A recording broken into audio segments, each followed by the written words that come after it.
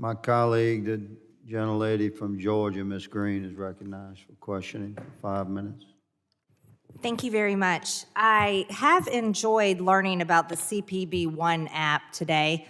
It's a pretty nifty little app. I just wanted to point out that, so if someone is illegally coming into our country, I call it illegally because I feel like a lot of them are in our country illegally, they can go to this app.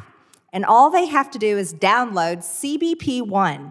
And they can come into Mexico, they can click on here and decide, are they a traveler, a broker, carrier, aircraft operator, bus operator, sea pilot, commercial truck driver, international organization. It's really interesting, though, the commercial truck driver one doesn't work yet, which I think is a complete failure. When you click on commercial truck driver, it says coming soon. You would think that this app would want to keep track of, imports coming into our country, trucks, agriculture, goods, whatever's bringing into the country. That's a really important fact and figure to keep track of. But if I am an individual and I'm coming into America, I can go on there and I can choose how I want to come in. I'm a pedestrian, so I click pedestrian. Let me tell you how great it is for people that are coming into our country that are not American citizens. They can find a wait time that fits their schedule. All they have to do is go on here and I can pick Calexico East, and I only have a 5-minute wait at a port of entry. And then I can look at this neat little graph that somehow tracks what time of the day is busier or less busy. But again, this app does not track or check trucks, commercial trucks coming into our country. And then here's what's really interesting. I find this very interesting.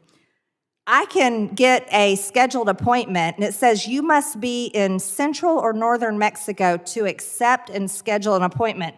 So if I'm coming from China or Africa or whatever country in the world, I got to get my plane ticket to Mexico and then schedule my appointment so I can come into a port of entry. Now, here's the really interesting part.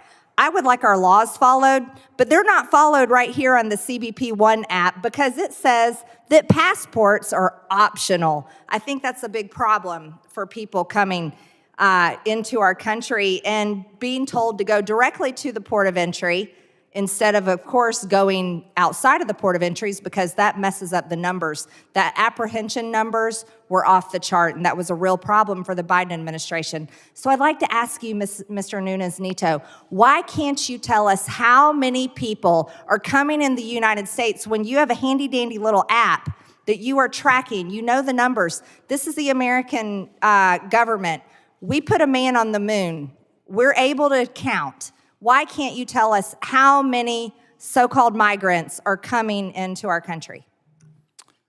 So we do update the public and Congress on the number of people who are processed through the CBP-1 application, and I believe my testimony notes that since May 12th, we've been averaging about 1,070 individuals a day using the CBP-1 application, which again, as Chief Huffman noted, is just a scheduling tool that allows individuals who may wish to claim asylum to access the ports of entry as the Immigration and Nationality Act provides. Well, can I ask you a question? This is something else I'm trying to understand now that we have an app to organize the illegal invasion into America so that everyone gets accepted, they have a time to come in, they say that they are seeking asylum, and then the American taxpayer gives them a plane ticket or a bus ticket to any town in the United States. Gosh, the American taxpayers are nice.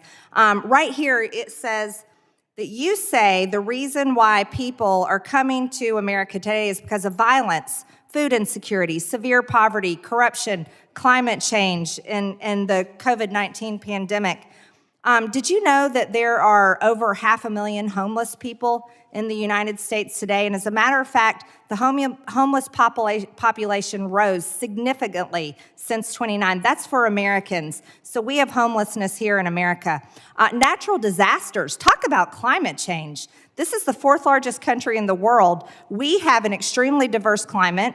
We have a wide range of natural disasters. 97 natural disasters occurred in 2021. I don't think this is very safe for migrants here in America. We had 97. How many are they having in their country?